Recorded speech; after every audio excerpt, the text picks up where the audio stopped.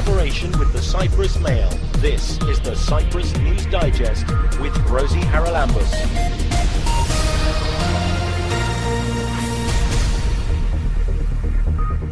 Coming up this week, the Education UK Clearing Exhibition. 23 UK institutions will be participating with a number of places available and with equipped staff ready to give places on spot.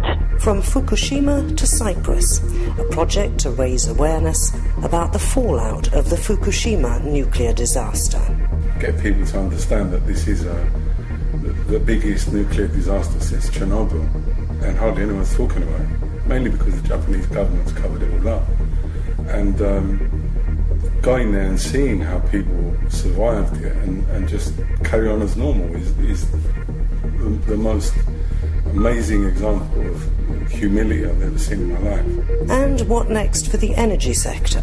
We'll discuss possibilities for Cyprus gas and the impact on regional energy security in the wake of the conflict in Gaza. There's been a lot of talk about the Gaza gas, but it's not actually very much. So the idea that Israel wants the gas for itself doesn't really stand up, because Gaza has about 1.6 trillion cubic feet. Just the Israeli Leviathan field alone has got about 21. They've got more than enough for exports. So it must be more about strategy of stopping the Palestinians from exploiting their reserves.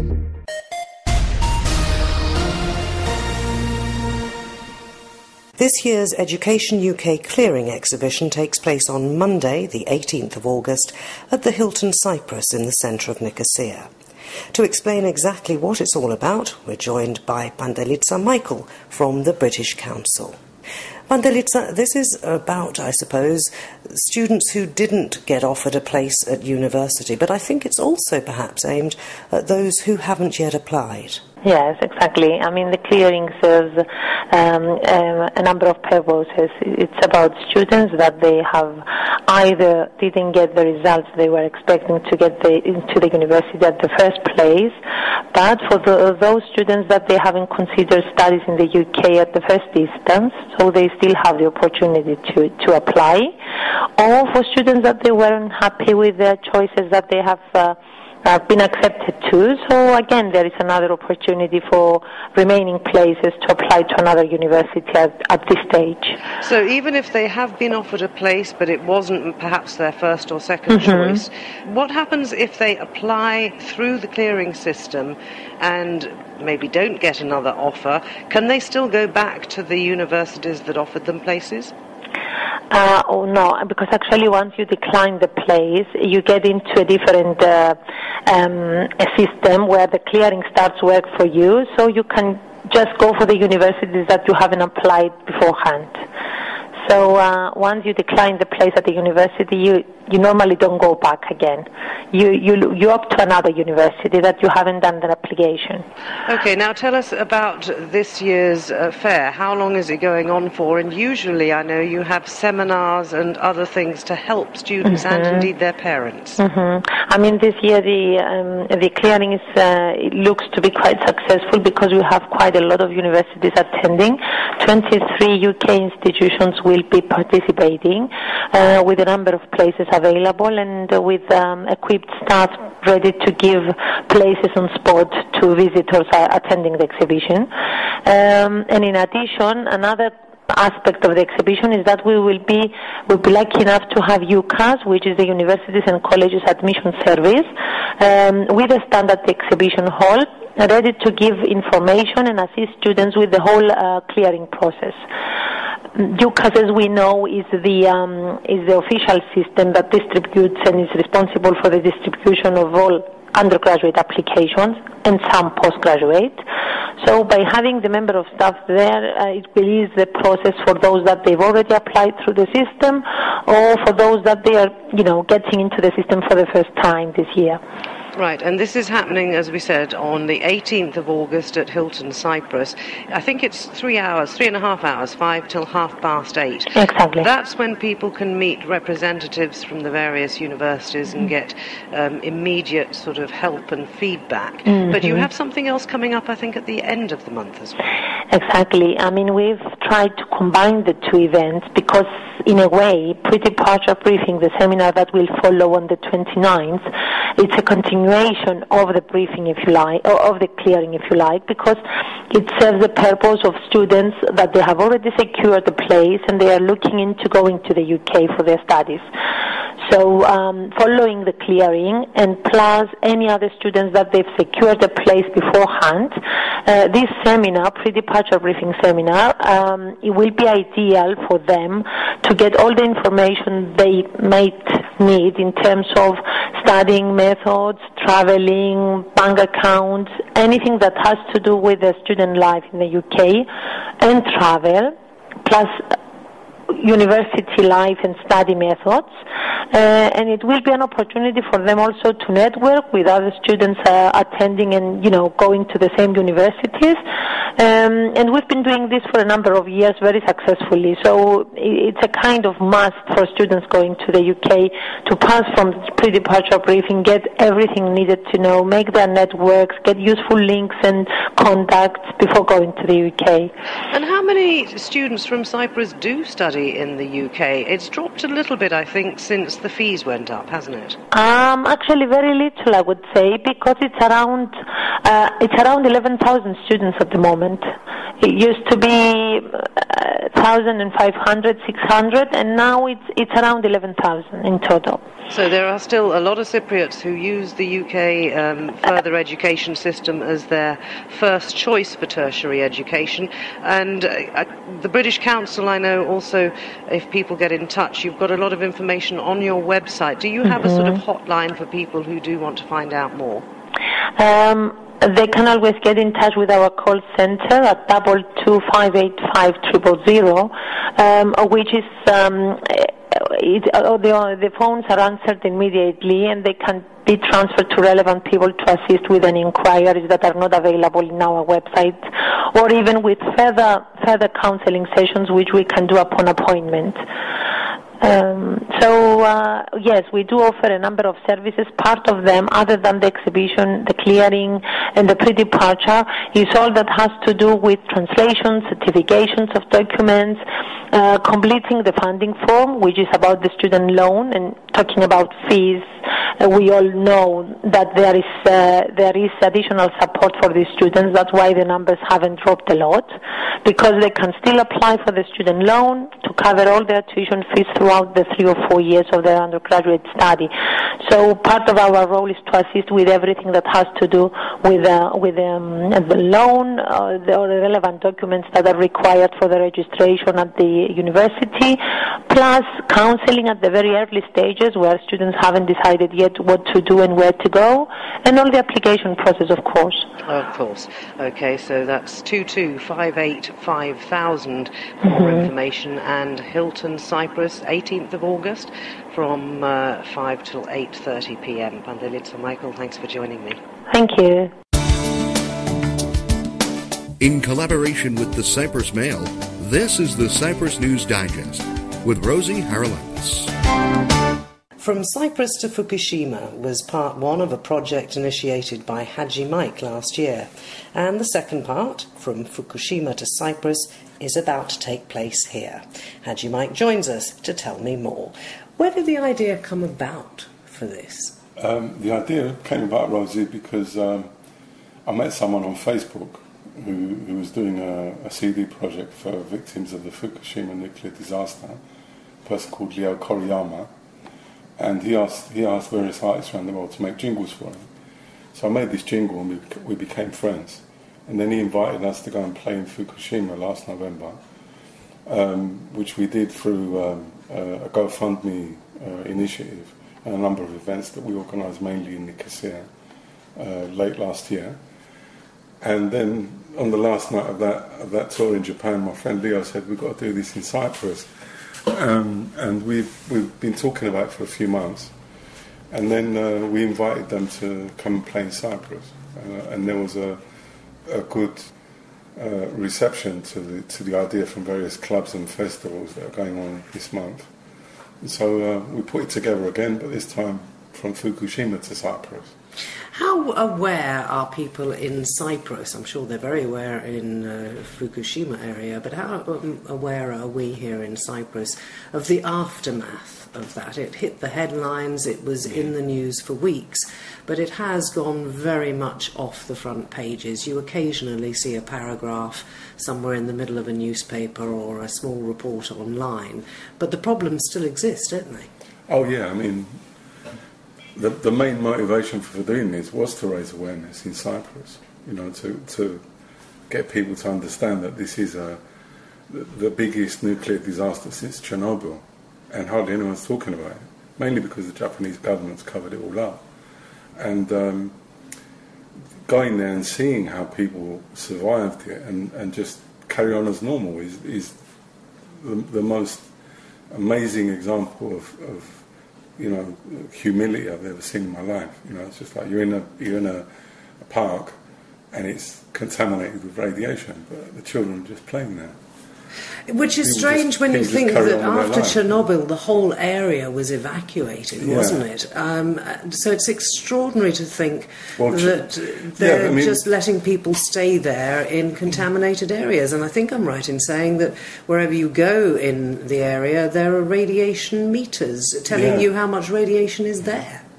In the town we went to, Koriyama, many spots in the town, you get out of the train station, there's a radiation meter. You go to the park, you go to the hypermarket, there's radiation meters everywhere. And what are they telling you, those radiation meters? Various things, you know. You're in one part of the park, it's, you know, 1.9, then you're in another park, it's 3.7, you know. It's very strange being there and seeing these things and knowing that you're there. It's different from Chernobyl, though. Mainly because with Fukushima, people can't really tell the long-term effects as yet. Now, many scientists are saying, you know, in 40 years down the line, things will start getting better, but you can't even say that, really. You know, I think the difference with Fukushima is that it also spread to other parts of Japan through the acid rain. And this had an impact on thousands of people's lives and their homes. So let's come back to the project and what it aims to do, because you have, I think, been raising money. Where's it been going? The money is basically going towards covering the costs of the events that we're doing in Cyprus now, and inviting 2 people from Japan and paying for it all ourselves is very costly. You know, the air tickets are something like €800-900. We have to find accommodation and all the running expenses of doing the concerts. So the costs are going towards those expenses, and if we achieve our target and raise beyond that, then we're going to donate the money to charity. Which charity? Charity will be a charity in Cyprus. Okay, but while you were in Japan, we donated the money to a nursery there, which is right in the heart of Koriyama city, in an area precisely like I said, that the surrounding area is contaminated, and there's this little island of the nursery, little plot of land, which has been cleaned, and my friends from Direct Impact donate money every month to provide clean water for the children to drink, like bottled water from eastern Japan, because a lot of the water from where they are in western Japan is contaminated. Yeah. So where can people find out more, Mike? You can find out more through our website, which is www.gofundme.com/from Fukushima to Cyprus. And there must be a link. I'm sure you've got a Facebook page. Yeah, we've got a Facebook page. We've got a Facebook event page. We've got links with all the festivals that we're taking part with. The 4 events that we're doing. The 21st of August is in Giberunda. It's the Giberunda Reggae Festival, which I've been kind of doing for about 2 years now, which is a very interesting little reggae festival up in the mountains. And that's in the main square of Giberunda. It's entirely free. The 22nd of August, we're playing at the All As One Festival, which is a 3-day festival of psychedelic trance, dub and reggae music. And that's at Camelot Park in Aizianis Malunda. There's a special site for that on Facebook. The 23rd, we're doing an event at the Pacific Coffee Company in Strovolos. Pacific Coffee Company has been supporting our initiatives both when we went to Japan and when we invited our Japanese friends to Cyprus. So we thought we'd do an event there as well. And that's a free event. We'll also be showing the video clip that we made while we was in Japan, and people can get to talk to people from Fukushima there. And then finally the 24th we're playing a very wonderful, delightful location of Scaravale Beach, which I love going to when I've got time, in Brodanas, which is right on the crest of the wave. So it's a very nice place to play music. So if people are on Facebook or online, if they Google Haji Mike or from Cyprus to Fukushima... Or from Fukushima to Cyprus. Or from Fukushima to Cyprus, because that's part 2 of the project, and all the details of the events. Everything's there, yeah. Everything's on the websites. And we've got a multiple event site. And it will be good if people can support this through sharing, liking, donating, whatever way they want to support, and just turning up and getting involved. Thanks very much indeed. That's Haji Mike on the project from Fukushima to Cyprus. Look out for it. Keep up to date with events and news in Cyprus with the Cyprus News Digest. You can stream it live on mycyradio.eu, listen again on the Cyprus Mail website, or download the podcast to your phone or tablet and listen anytime, anywhere.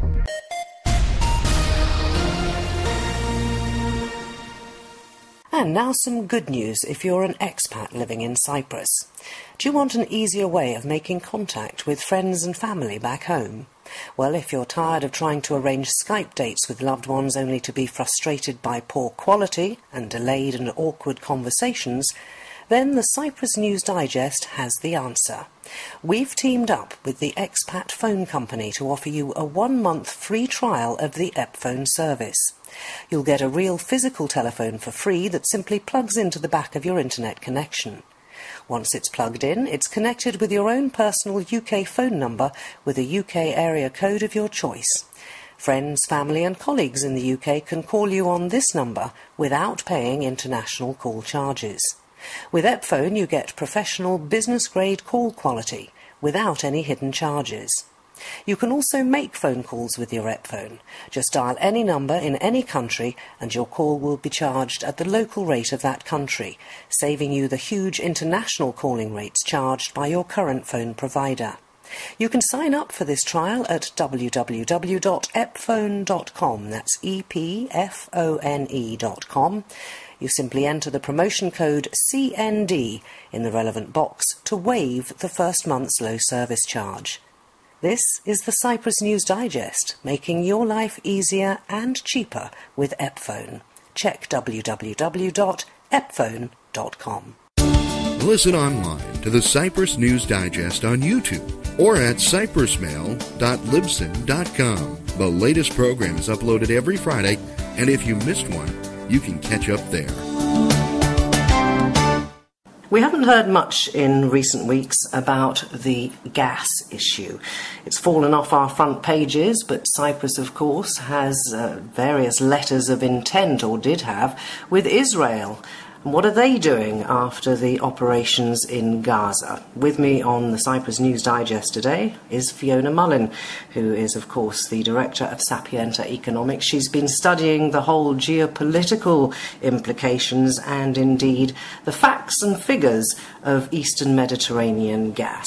Fiona, it's interesting that I've been reading recently that Israel may be going to send its gas now to Egypt's underutilised LNG plants, which is something that I recall being discussed probably about 18 months ago when you were at a conference that I also attended on these issues. Does this change anything?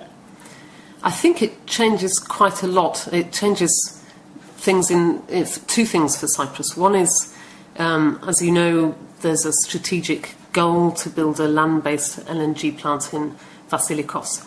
And we've learnt along the way that the amount of gas in Block 12, which is approximately 5 trillion cubic feet, is not enough to be commercially viable.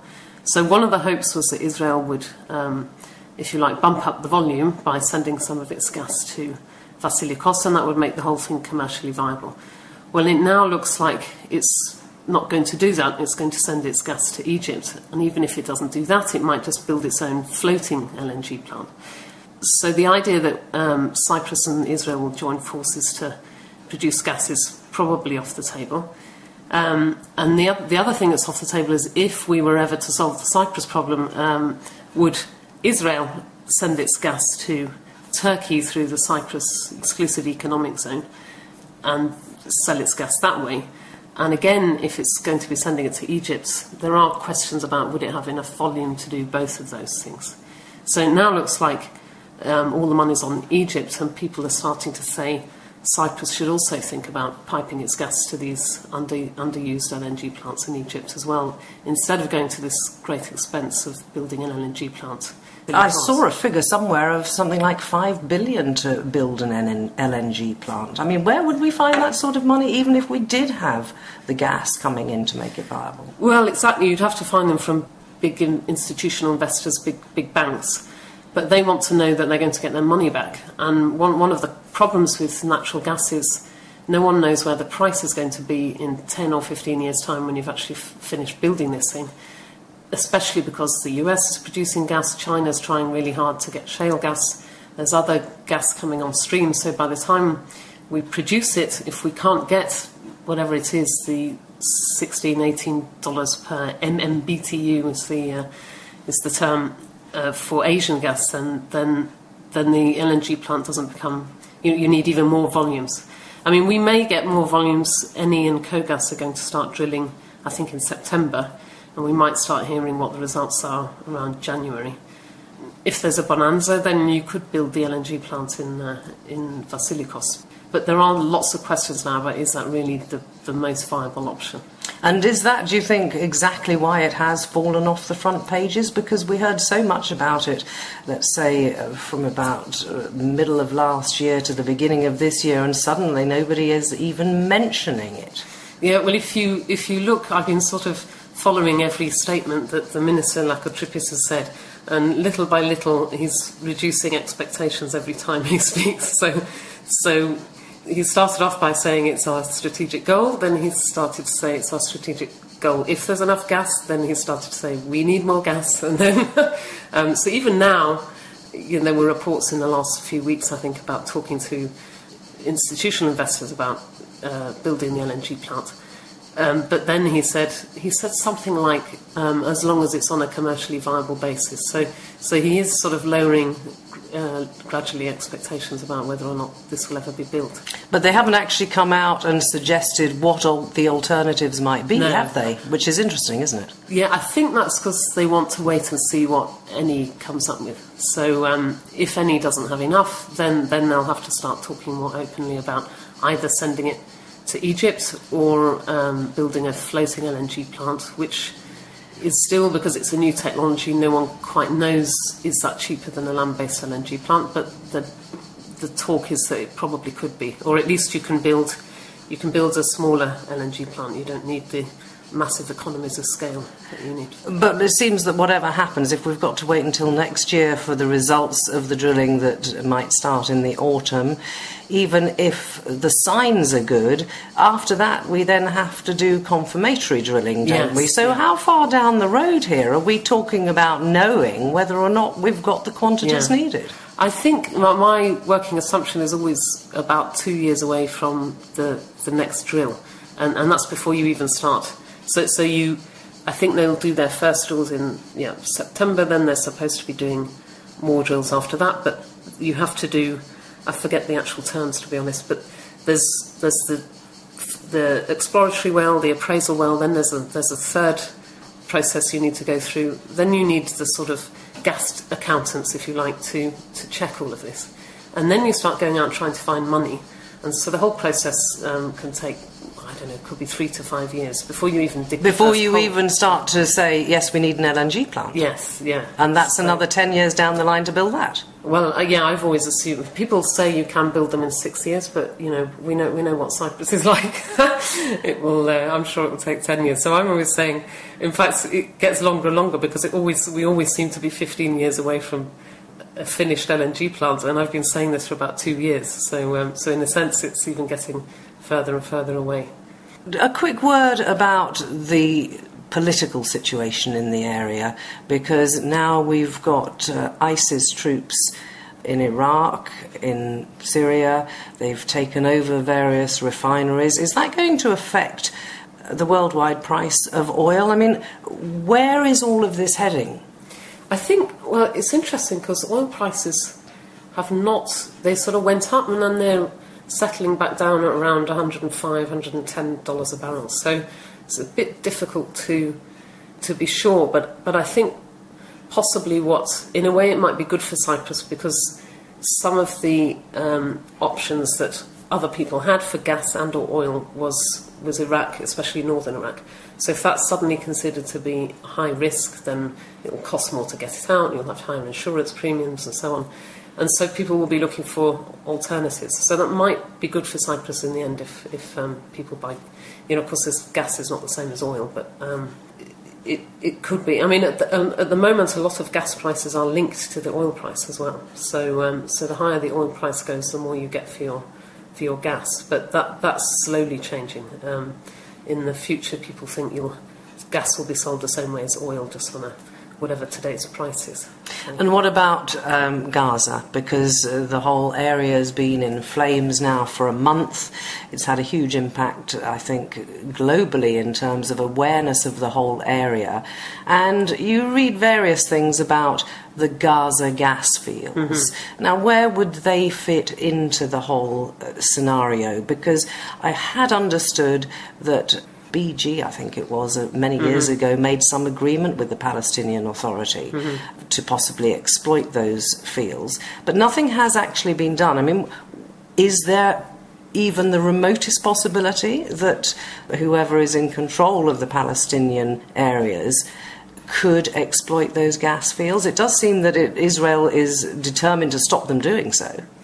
Well, yeah, maybe 3 months ago you might have said it was possible, but it seems to be less possible now. But one thing to note is there's been a lot of talk about the Gaza gas, but it's not actually very much. So the idea that Israel wants the gas for itself doesn't really stand up, because Gaza has about 1.6 trillion cubic feet. Just the Israeli Leviathan field alone has got about 21. They've got more than enough for export. So it must be more about strategy of stopping the Palestinians from exploiting their reserves as long as they're still firing rockets or whatever. But there had been an agreement the other way around, which was Israel was going to send gas to the Palestinians from as soon as they started production in Leviathan, which they think could be 2016 or 2017. So they were actually going to help supply their power plants and so on. Why aren't they sending it from the Tamar field that's already operating?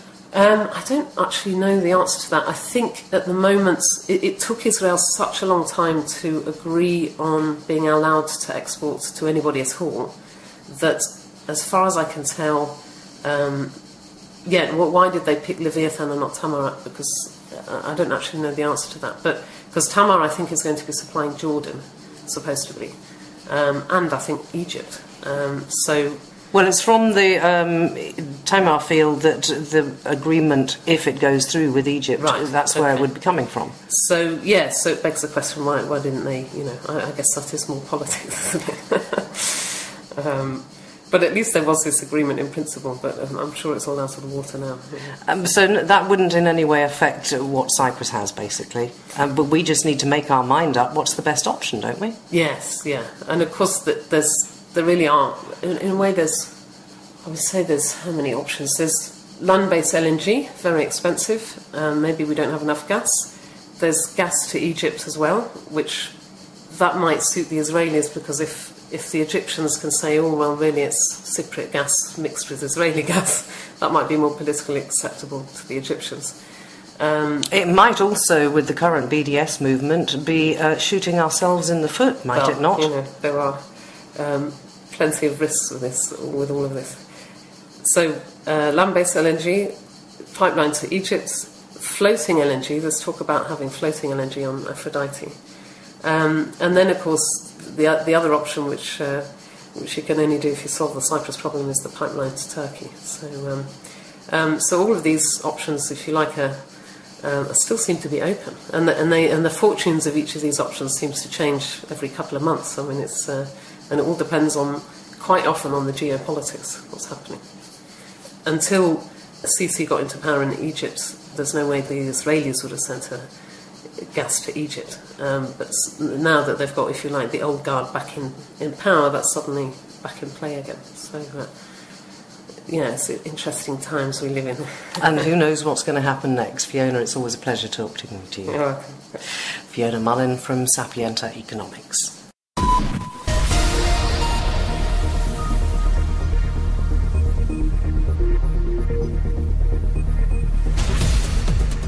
Well, that's it for this edition of the Cyprus News Digest. Cyprus, of course, on holiday in the middle of August, so we'll take a break next week. I hope you'll join me in a fortnight. Till we meet again, take care and God bless. Bye-bye now.